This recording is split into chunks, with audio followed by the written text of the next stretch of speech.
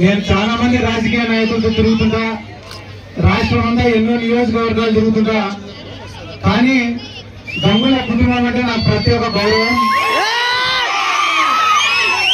ప్రత్యేక అభిమానం కూడా. ఎందుకంటే రాజకీయ నాయకుడికి ఉండాల్సినటువంటి మొట్టమొదటి లక్షణం, ప్రథమ లక్షణం ఏమిటంటే ప్రజలు ఎవరైనా మన ఇంటి దగ్గరికి వచ్చి ఒక సాయం అడిగినారంటే దాన్ని పరిష్కరించడం. ఎంతో మంది రాజకీయ నాయకుల దగ్గర ఒక ఫైల్ పెట్టుకొని పోతే కదా చూస్తారు, టీఆర్లకు ఇస్తారు, చేస్తాం లేదంటారు. కానీ ఇటువైపు గంగుల ప్రభాకర్ రెడ్డి కానీ ఎవరైనా పోయి ఒక ఫైల్ చేతికిచ్చి అన్నా మాకు ఈ పని కావాలంటే అది ఎంఆర్ఓ ఆఫీస్ అయినా సరే, ఆర్డీఓ ఆఫీస్ అయినా సరే, కలెక్టర్ ఆఫీస్ అయినా సరే, చివరికి సీఎం ఆఫీస్ అయినా సరే వెంటబడి మరి పనిచేసే నాయకులు ఈ గంగుల ఫ్యామిలీ. ప్రజలకు అంతగా ఉపయోగపడే కుటుంబం కాబట్టి నాకు ప్రత్యేకమైన గౌరవము, ఒక అభిమానం మా కుటుంబం అంటే.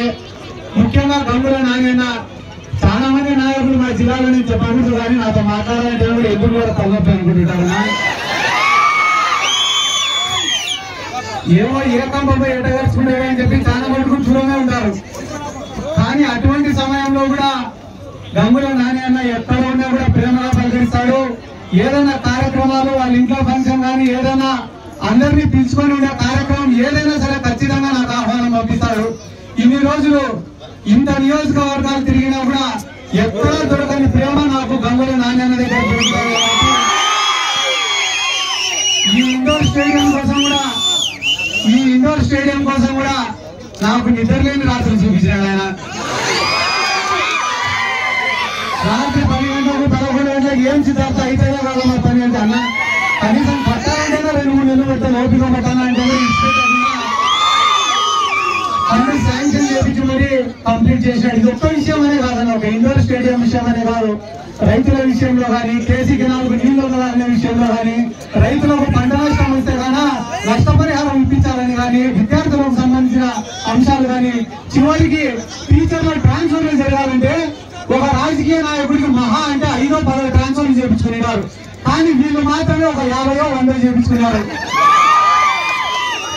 అంటే ఇవన్నీ నేను ఏదో వాళ్ళని పొగడాలని చెప్పడం లే, నా కళ్ళతో నేను చూసిన సంఘటనలు మాత్రమే చెప్తున్నా. ఇంకొక విషయానికి వస్తే, ఈ రోజు నేను ఒక యువకుడిని, నా వయసు చాలా తక్కువ అయినా ఈరోజు ఒక ఆళ్లగడ్డకు పోయినా, నంద్యాలకు పోయినా, చివరికి శ్రీకాకుళానికి పోయినా కూడా బైరెడ్డి సిద్ధార్థ రెడ్డిని గుర్తుపట్టి అభిమానిస్తానంటే దానికి కారణం మా నాయకుడు, మన నాయకుడు వైఎస్ జగన్మోహన్ రెడ్డి గారు. Please subscribe .news.